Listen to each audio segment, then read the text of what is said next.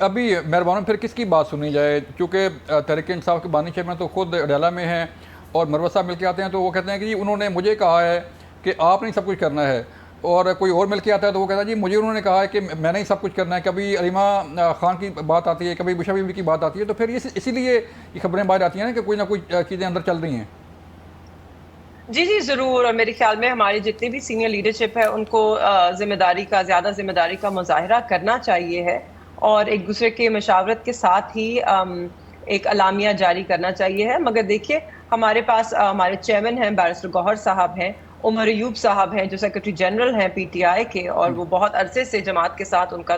وہ منسلک رہے ہیں، وہ بہت اچھی طریقے سے چیزوں کو چلا رہے ہیں۔ جی تو میرے خیال میں جب ان کی طرف سے، اور ایک سینٹرل میڈیا ڈپارٹمنٹ ہے ہمارے انفارمیشن سیکرٹری ہیں رؤف صاحب، جب ان کی طرف سے کوئی بات آتی ہے تو اسی کو آپ کو پارٹی پالیسی لینا چاہیے ہے،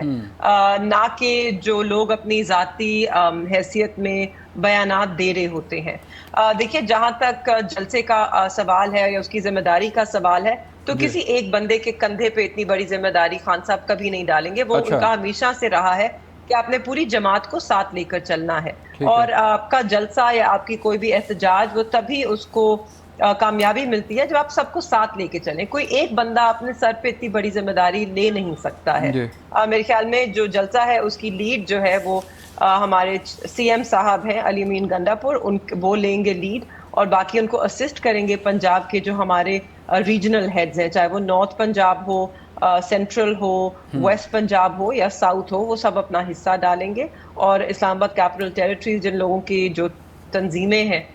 مختلف شہروں کی، وہ سب اس میں اپنی اپنی جو ہے ذمہ داریاں سر انجام دیں گے۔ ٹھیک ہے ٹھیک ہے۔ رائے صاحب آپ گورنمنٹ ہیں سر، پہلے جلسہ اسلام آباد میں ہونا تھا، ملتوی ہو گیا، این او سی ہو گیا تھا، لیکن پھر بعد میں جو سیکورٹی کمیٹی ہے اس نے کہا جی کہ نہیں حالات اچھے نہیں ہیں، اور خان صاحب نے بھی جو ہے وہ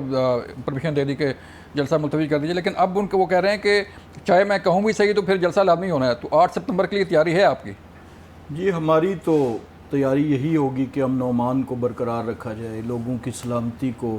اسلام آباد والوں کو بھی اور جو باہر سے آئیں ان کو بھی۔